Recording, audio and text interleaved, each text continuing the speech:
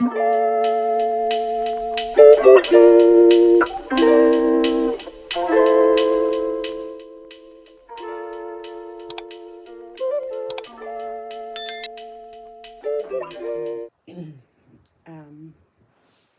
it's been a day or two since I updated you, but basically I finished the last sub by Rosemary Schrager. It was really good. It was kind of a combination of a cozy mystery with some like Agatha Christie detective work, and it was great. I didn't see the reveal at the end coming, and it was shocking. So I am trying to get my hands on the second book, Proof in the Pudding, as soon as I can to continue that. But one second, let me get it. Basically, my plan was to read People We Meet on Vacation and Five Survive, but I forgot that my book club is starting our new book, and that is Malice by John Gwynne. Obviously, that's really chunky, and high fantasy as well. So what I'm going to do is I'm going to read Five Survive by Holly Jackson, and then I'm going to start Malice, but I will break that up with People We Meet on Vacation, because the genres are really different. I have to say my copy of Five Survive is stunning. Like, I really like this, and it's not like that fabricy hardcover. It's really smooth, so it's not going to get as dirty like hardcovers do. So all I know about this, it's a group of friends on a road trip. Yeah, on a road trip, and their car breaks down, and apparently someone wants one of them dead, and they are being essentially hunted. So interesting. I'm willing to walk into this almost completely blind, purely because I read the A Good Girl's Guide to Murder series by Holly Jackson and really loved it, so I have high hopes for this one. It's not that long, it's just under about 400 pages, so I should be able to read this one fairly quickly. And then I'm going to have to get into Malice pretty soon.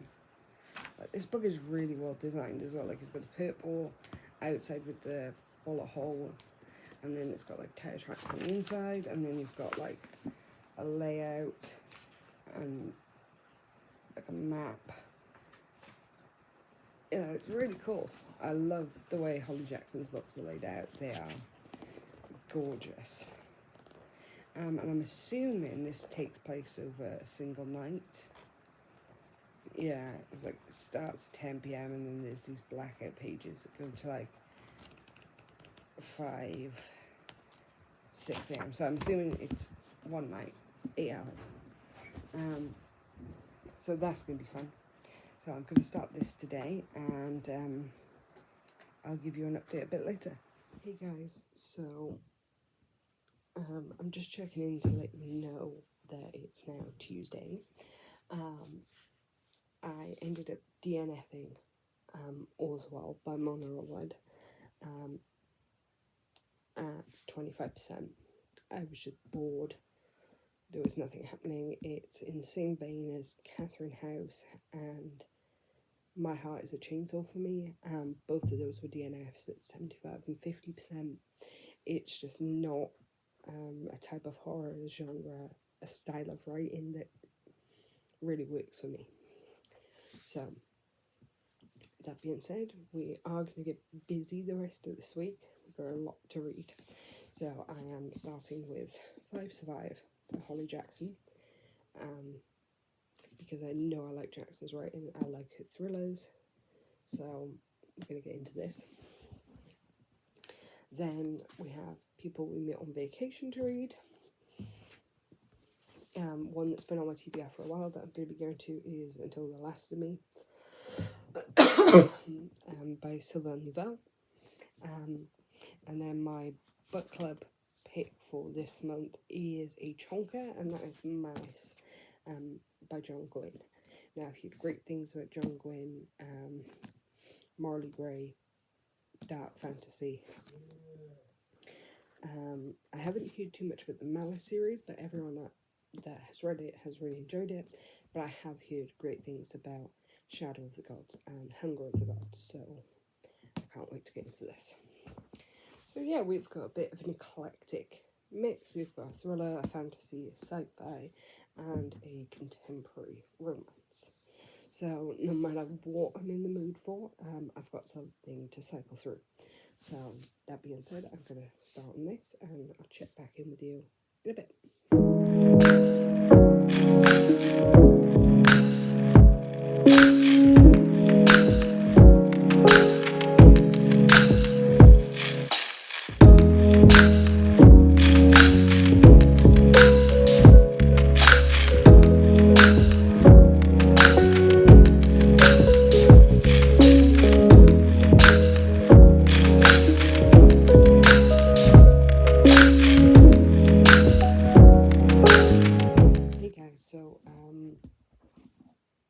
I'm 10% in, and this has encompassed the first hour, so 10 to 11 p.m. Basically, we've got 6 friends: Red, Maddie, Simon, Oliver, Raina, and Arthur, who are going away for spring break. And they are driving in Simon's uncle's RV. Basically, this just introduces us to the group a bit. So we know Maddie and Oliver are brother and sister. Raina is Oliver's girlfriend. Just introduces us to the dynamics. We also know that Red's mother has died. We don't know how yet. And she lives with her father, both of which are really struggling, and Red is basically the one trying to keep the house afloat, which is the reason why the group didn't fly for spring break, because Red couldn't afford it. So as they're getting close to their campsite, they lose service on their phones and with it their maps, and they get lost and end up puncturing a tyre. So they're now stuck where they are. So yeah, I'm interested to see now where this goes. Being as the group is stuck, tensions are already riding a little high. So yeah, good introduction, really set the scene, the characters. So yeah, things should kick off pretty soon. Knowing Jackson, it's probably going to be about the quarter mark. Things are really going to heat up. So yeah, really enjoyed that opening, and I'm going to continue once I've had some food.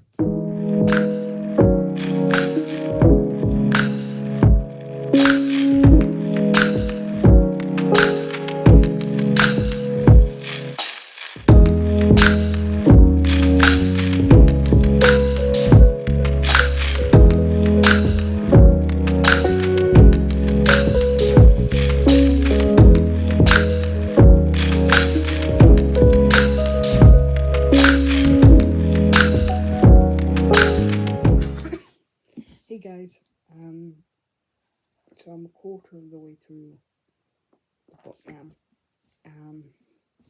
Things have just started kicking off. So they break down because they have a punctured tyre. They go about changing the tyre and they're ready to go back on the road when all 4 of the tyres burst, and they don't know why, and they're investigating it when Red spots the laser sight, which then lets out a 5th shot really close to her, which ends up puncturing the gas tank of the RV. Red is also the one that realises that someone is shooting at them, and they get inside. and they slowly piece together that this is someone who knows what they're doing with a gun, because they're using a suppressor, and they have deliberately shot out all 4 tyres plus the spare and the gas tank to make sure they do not go anywhere. So initially my first thoughts are, we know Red's mum was a police captain and was shot dead, so this could be related to her, or this is to do with Oliver and Maddie's mother, Catherine, who is currently taking on a case related to the mob, and she is in line to be DA or district attorney. So that is most likely my best bet right now, that it's something to do with holding Oliver and Maddie hostage, or potentially killing one of them as a warning to their mother. But there could also be a twist which lands on one of the other characters. So technically we're 2 hours in. I think this book goes to the early hours. It goes to 6 a.m. and we're now just past midnight. So this book lasts 8 hours and we are 2 hours in. So yeah, it's kind of funny, like we're 2 hours in, but we know we have an active shooter. They are trying to protect themselves in this RV. They know they can't go anywhere, there's no cell service, they can't contact anyone, and there seems to be nothing around for a few miles. So can't wait to see how this comes into play and how everything sort of comes together. So yeah, I'm gonna keep reading and I'll check in with you in a bit.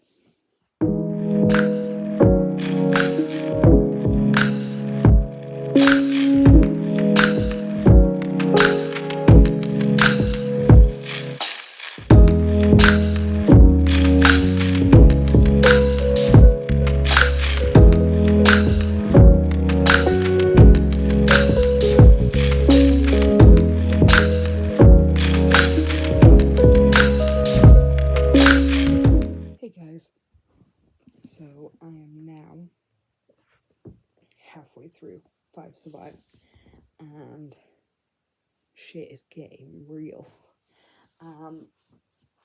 So basically the sniper ends up getting in contact with them by leaving them a walkie-talkie, and he basically says that someone in that RV has a secret that they want. And we can see by their reactions to this that quite a few of them are keeping secrets, Red being one, as she internally refers to a plan that no one can know about. However, Oliver thinks it's about him and Maddie and the case their mother is working on, as the whole setup just kind of screams mafia, hit job, intimidation. So they're working off that assumption. So they put their heads together and they come up with a plan to find out where the shooter is located. And this does seem to work. So they think, right, the shooter's on this side. If we go out this side the RV, we can make a break for it using the vehicle as cover. And they intend to do just that, but literally as Oliver is about to climb out the window, the shooter comes back and says, hey, just to let you know, there's more than one of us.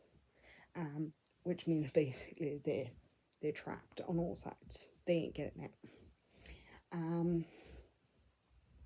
So yeah, they're processing that when there's a lot of complication in the plan, as an elderly couple who are returning from the birth of their first grandchild see the lights and come to offer help.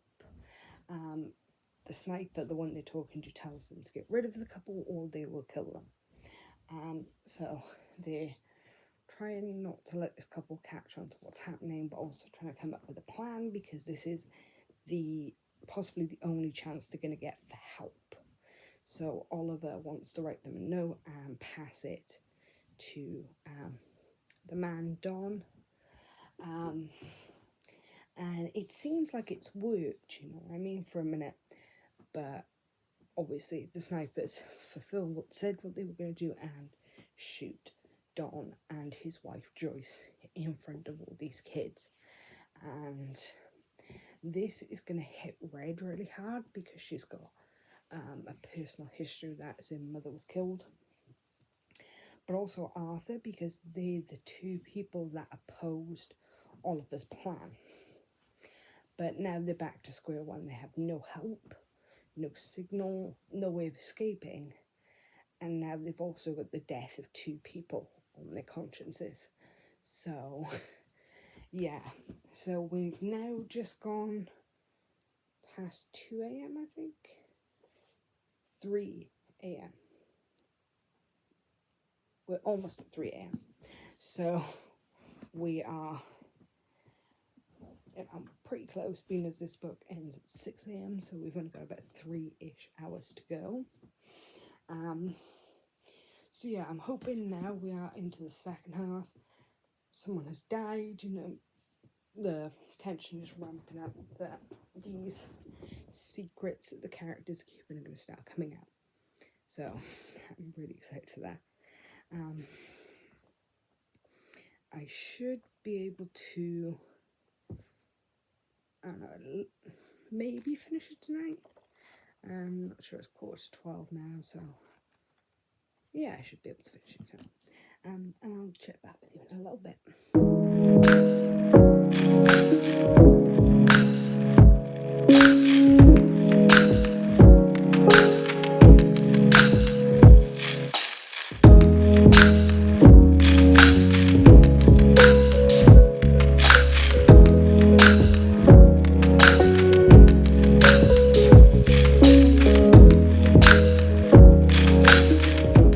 Hey guys, so I'm 65% of the way through the book now. And yeah, we've just got our first 2 secrets that are out in the open, basically half the group so far. So Simon comes out and says that his uncle's car dealership is not quite legal, meaning he steals cars and that the RV they're in might be stolen. But that doesn't seem like a big enough reason to want to kill people. Then we learn Oliver and Raina's secret, and it's twofold. So Raina was cheating on Oliver for months with a guy named Jack. And one night they are at the bar Jack works at, and he basically has a confrontation with Raina over who she's going to pick, whether she's going to stay with Jack and leave Oliver, or stay with Oliver. But Oliver catches them in this interaction, and Raina pretends not to know Jack. So Jack hits Oliver, Oliver hits Jack,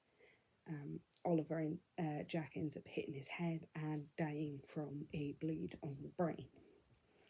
So Raina believes this is possibly Jack's brothers looking for the truth behind his death. Maybe they saw the messages he and Raina exchanged. But something about that doesn't quite feel right. This isn't like figuring out what happened. This feels like revenge through and through. So yeah, we have that. And they are now basically pressuring Red because Raina wants to tell the shooter what happened. Oliver doesn't. And because Red is holding the walkie-talkie, she has to make a choice over who she gives it to, Raina or Oliver. Oliver's behaviour is concerning. He's had quite a few violent outbursts, and this could become a literal Lord of the Flies situation. But we also know Red has a secret, something to do with this plan, and she's stated over and over in her head that these snipers can't know about her plan because no one knows about it. But Maddie is definitely keeping a secret, and Arthur could possibly be keeping one as well. So we still don't know at this point what's going on, but we do have some avenues it could go down. So yeah, I'm definitely going to be able to finish this now. I've only got like 130 pages left, so I'm going to continue reading, and I'm probably going to check back in now once I've finished and see how it actually ends.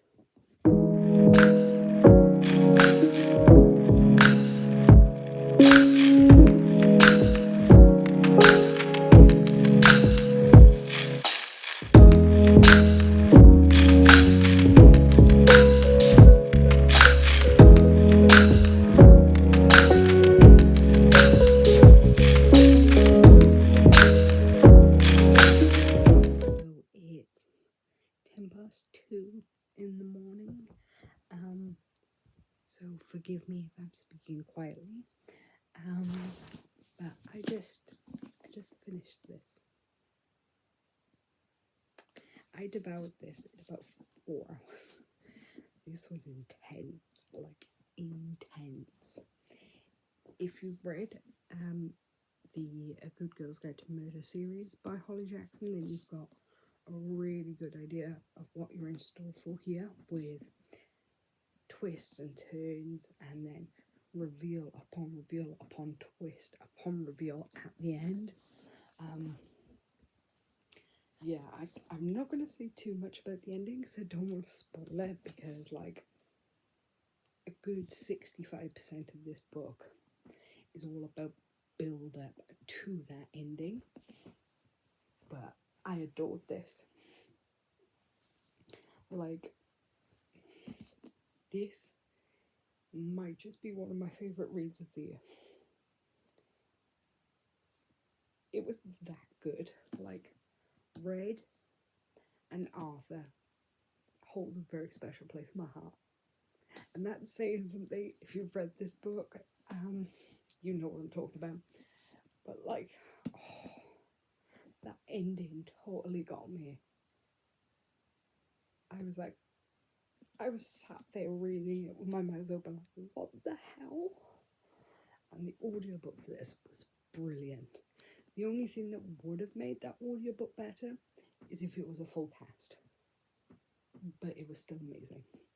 Like, Holly Jackson has cemented herself as an insta-Bible author for me. I've read all the books in A Good Girl's Guide to Murder. All of them were amazing. This is another 5 stars. Like, it doesn't matter what this woman writes, I will read it and most likely really fucking enjoy it. Like, I can't, like, this is everything you want from a thriller. Character introductions at the end, pace ramps up very early and stays up for the entirety of the book. Like, damn. So, it's like a book hangover from that. I'm probably going to have for the next couple of days. I'm just going to think about that book and the reveals and the twists and everything else. I think I will stick with another short one for my next read, and I think I will go to Until the Last of Me, because I do want to finish this series this year, and I do actually have this physical copy of book 2, and I have an e-arc of book 3, which might even be out now. I don't know. I've had an e-arc for a while, so this one's probably going to be next, because the audiobook is only like 8 hours long and it's only like 285 pages, so I can definitely bang this out in a single day. And then after that, I will be aiming to get the audiobook for People We Meet on Vacation and the audiobook for Malice, because this is my book club pick, and this is a chunky boy. It's 625 pages ish, so this is gonna be a struggle. because at the minute I'm not doing well with my chunky books. But luckily my book club has divided, well, I decided we were going to divide it up into 10 chapter bursts, because there's 88 chapters in here, so it'll be like 9 chapters and then an 8 at the end or something like that, but it's like roughly 10 chapters per reading. So actually, to get to chapter 10 I only need to read 80 pages, and if I do that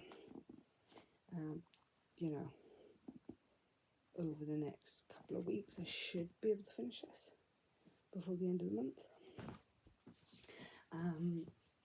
So yeah, so these and this is next on the TBR, which after DNFing All's Well, I was like, oh, maybe it's going to be one of those months where I'm just like, everything I read I either read really badly or just DNF. But this definitely changed that. If you haven't read this, read it and let me know your thoughts on it. But yeah, that's it for tonight. I am going to bed and I will see you tomorrow. Well, later on today. Hey guys, so it's now very late on Sunday. I have had quite a busy day today, so I haven't read a lot. This is probably going to be the shortest reading week in history. Because that's been it. I haven't really done much reading this week, and what I have read, I have completely forgot to film a lot of stuff for, because I've been doing a million and one other things. I have about 4 days left in the month, so there is absolutely no way I'm finishing Malice. It's just not going to happen. It's definitely going to drag over into September. I've got this really weird mindset about it. Like, I really enjoyed those first 10 chapters I read, and I was really into it. Flew through them pretty quickly, and then I put it down, and I haven't felt the urge to pick it back up since. And I think that's because I've been reading a lot of really fast-paced books recently, and high fantasy, grimdark fantasy, tend to be real slow burns, especially when they're at the beginning of a series, which is what Malice is. So I don't know. It used to be that I would read a lot, like First Law, Stormlight Archives. I would read all of these, and I would devour books that were 700 pages in a day, maybe 2. But I'm looking at what's over on my TBR for that, and there's a lot of big books in there. There's Malice, there's the Millennium Trilogy by Stieg Larsson, there's Ash by James Herbert, Empire of the Vampire, Crave, Breaking Dawn. That are all big books, and I am really not in the mood for them right now. And our next book club pick is also a big book. After Malice, we're reading She Who Became the Sun. So I need to get back into the swing of reading bigger books. But I think that my goal tonight is to at least start with people we meet on vacation. Because I've been having a weird complex with this as well. The same one I had with Beach Read, which was before I picked it up, I had an idea in my head about what it was going to be, and once I actually started reading it, I couldn't put it down. And I have a feeling this is going to be the same thing. But this is the book I've heard people talk about the least. I've heard people talk a lot about Beach Read and book lovers, but I haven't really heard much about people we meet on vacation. My poor Kindle cover is starting to fall apart. Oh, poor Kindle. I'll need to get a new one soon. So yeah, this is going to be a really short vlog. It's only going to be about 10 minutes long, but this is it for this week. It's a bank holiday here in the UK on tomorrow, so not much is going to be open. It's going to be pretty quiet, so I'm going to start this tonight, see how far I can get into it, finish it tomorrow. Depending on when I finish it, I am going to go back to Malice then. Because initially it's something like 88 chapters, and I broke it up into segments of 10. So I thought to myself it would only take me about 8-9 days to read it if I stepped it up. I obviously haven't, but I've already read one 10-page chunk, so I only have 7 and a bit left. So I'm thinking if I can read this tonight and tomorrow, then in the last couple of days of the month, if I read my 10 chapters and potentially more, maybe double, 20 chapters, depending on how quickly I'm getting through it, I could potentially get most of the way through Malice before the end of the month, but I'm aiming for at least halfway, because then the beginning of September, I should be able to finish that and get that out the way. Plus, once I finish this, I can also get new reads for my tarot reading challenge. So that's the goal. But I'm going to start this, and I will probably give you an update before I go to sleep. So I'll see you in a bit. I just wanted to give you a quick update.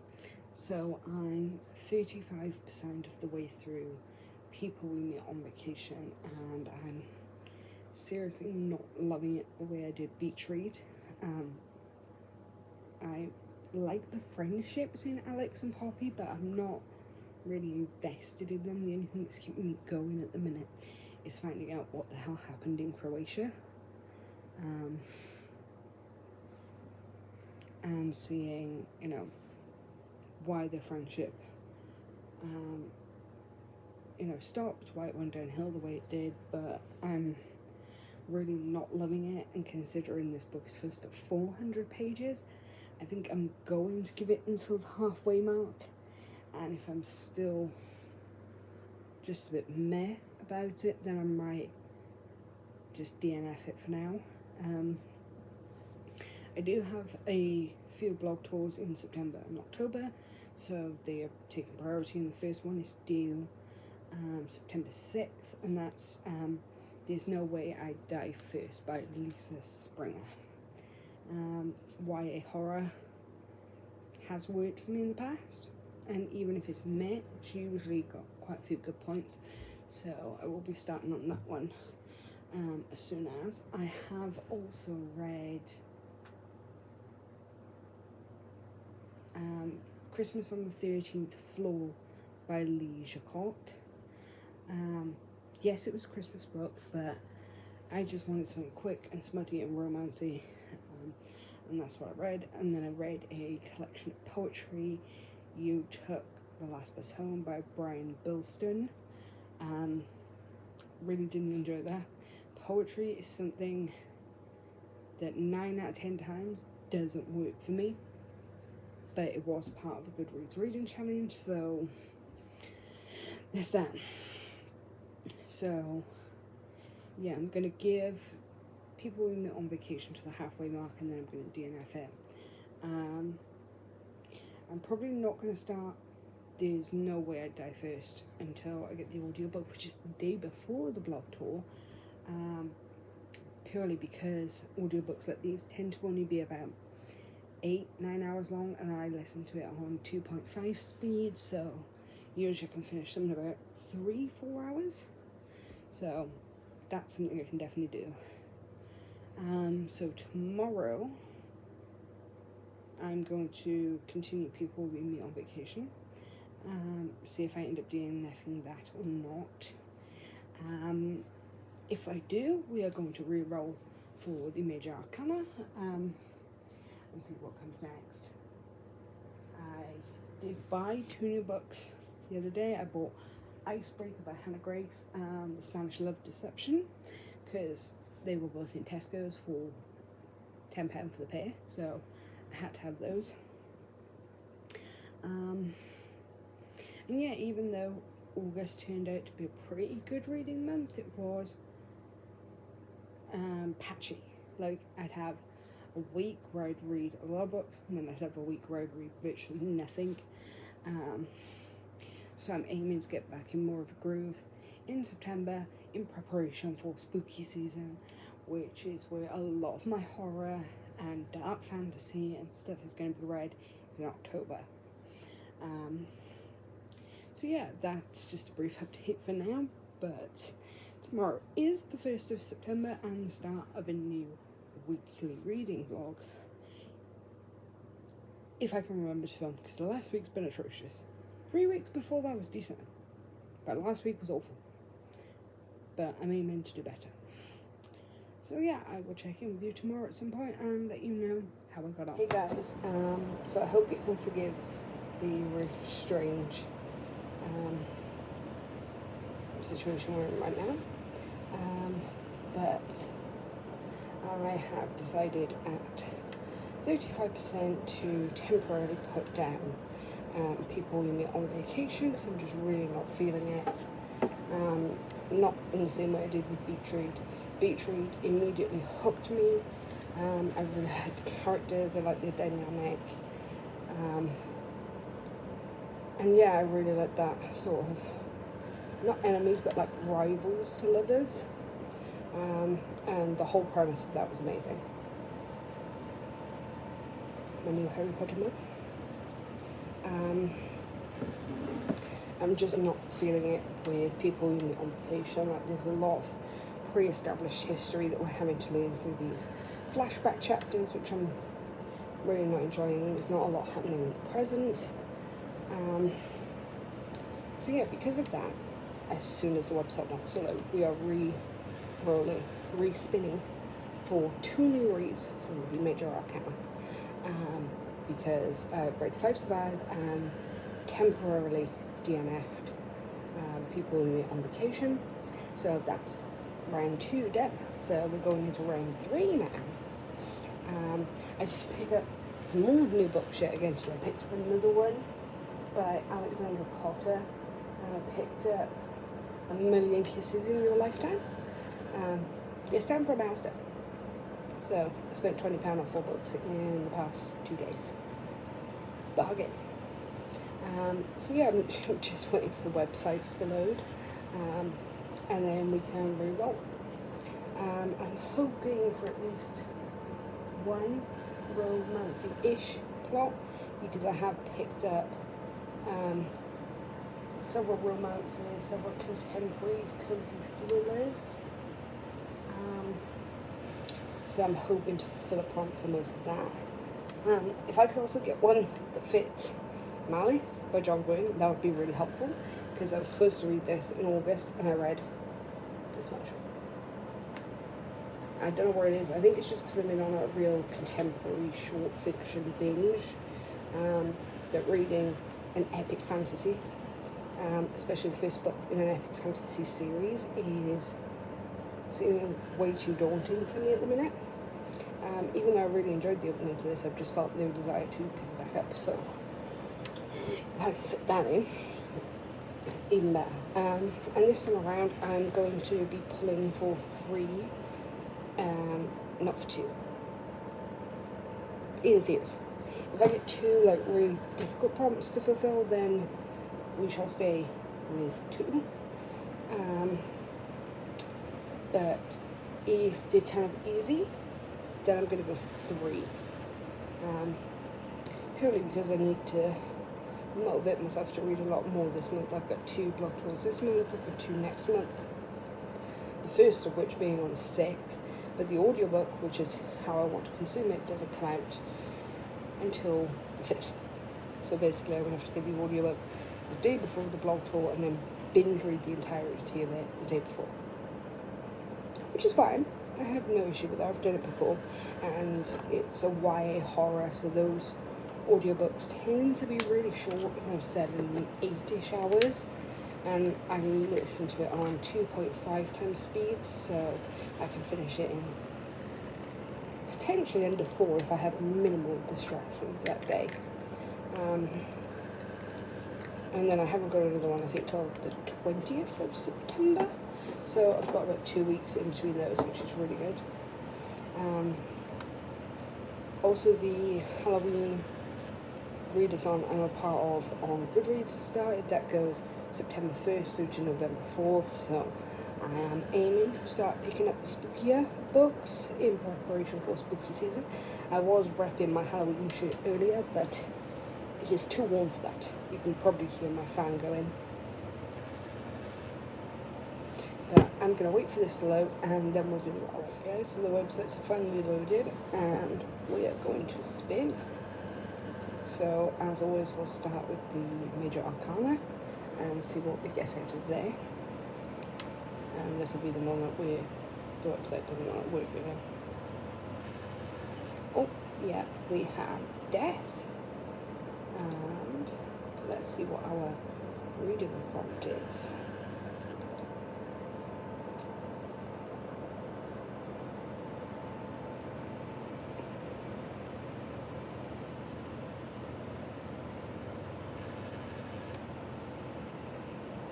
Written by an author that uses initials. Okay, so let's just jump over to the meanings. Because it's been a while, for me anyway. Scroll. Scroll.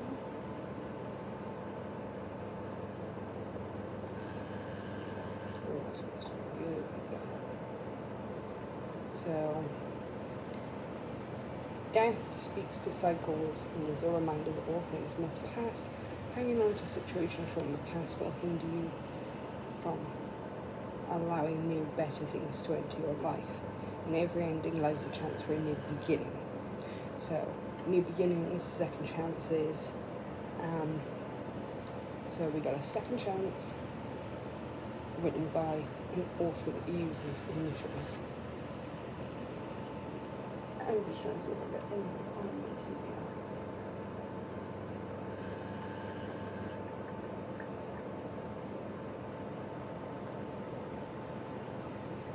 I will have to put a pin in that one for just a second. So, second chance. I'm trying to think of what it was.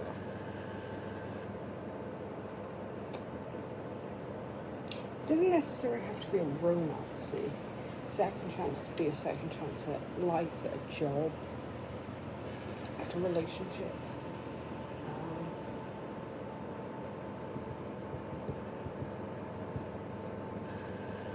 And it's all about closing cycles to start new. So actually, I think I'm going to. I don't think it's that some initials. I was going to say meddling kids because that is childhood versus adulthood and a cycle they have to close from childhood to move forward as adults. But that is just written by Edgar Cantero and doesn't use initials. I might have to re-roll that one to make it work with what I've actually got here. Let's see if I can get a back prompt for that one.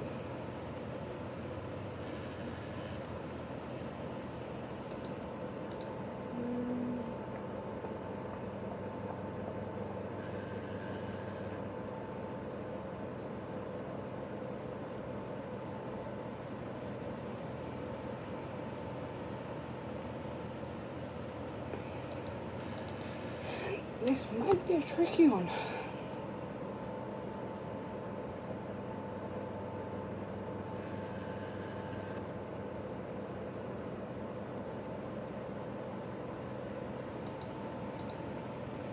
Because I've only got a very limited number of books here with me.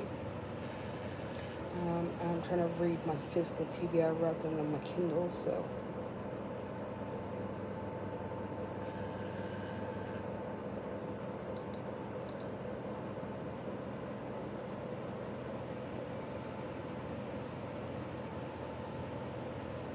I do have a lot of prompts. I think I've got over 100 prompts, so. Oh god, that's definitely not going to work. historical fiction set before 1700. Yeah, no. That's definitely not working.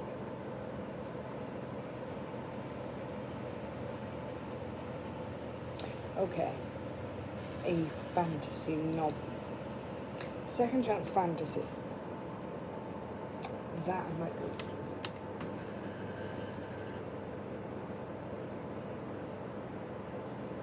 I'm looking at what I've got fantasy over there.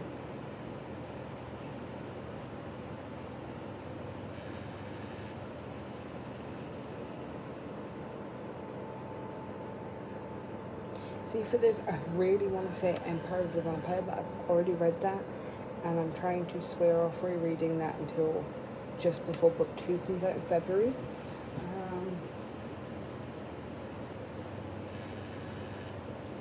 Would Malice count as second chance?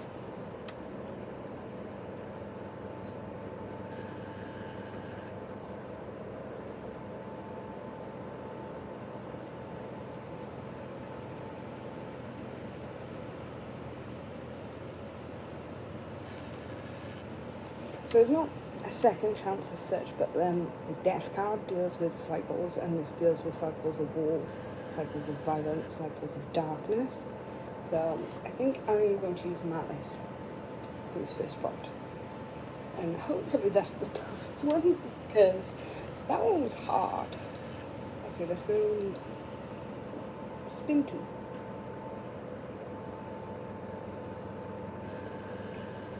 Spin. Okay, the sun we got for that.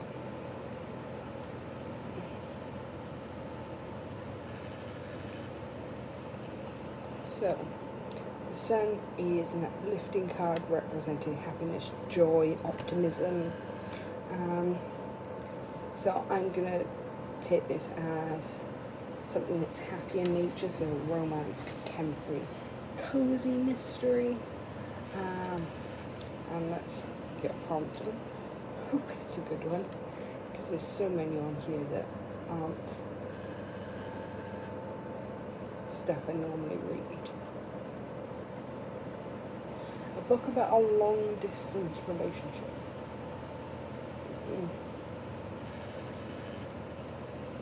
I don't think I have anything that deals with long distance. Definitely not. I'm not the biggest romance reader anyway. So I've only got literally 3 or 4. Title that begins with M. Okay, something uplifting that begins with M.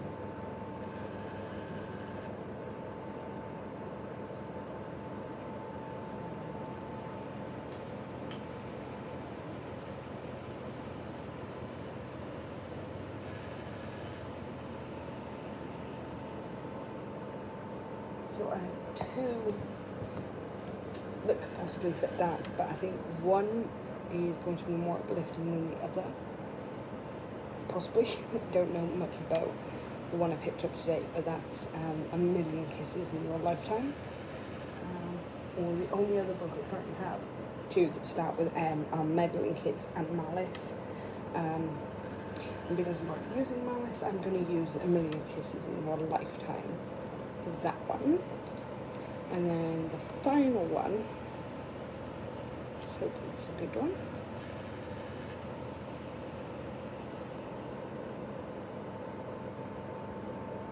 We have Judgment.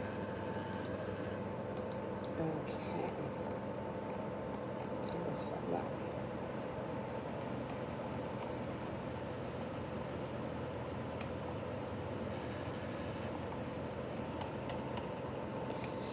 Ooh.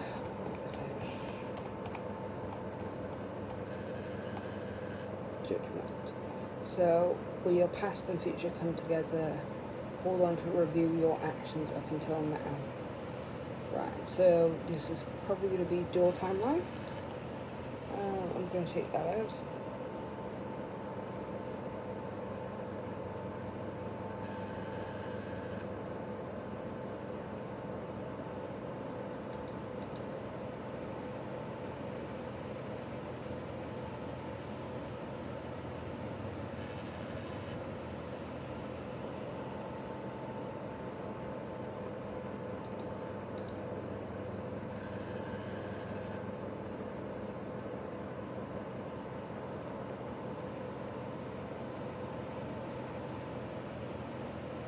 and we have a book set in a small town.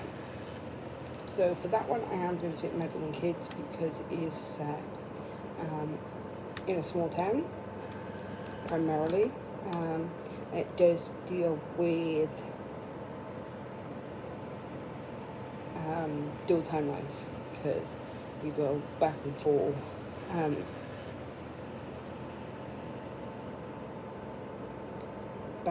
between their childhood and present, which is kind of similar to It, you know how It goes back and forth, very similar. So yeah, that is a good one. So yeah, that's it. So we've got Malice, Meddling Kids, and A Million Kisses in Your Lifetime. Very strangely, they also have the letter M. It's probably a sign or something, but for now we're going to ignore it. So those are the books we have that I'm going to try and read this month.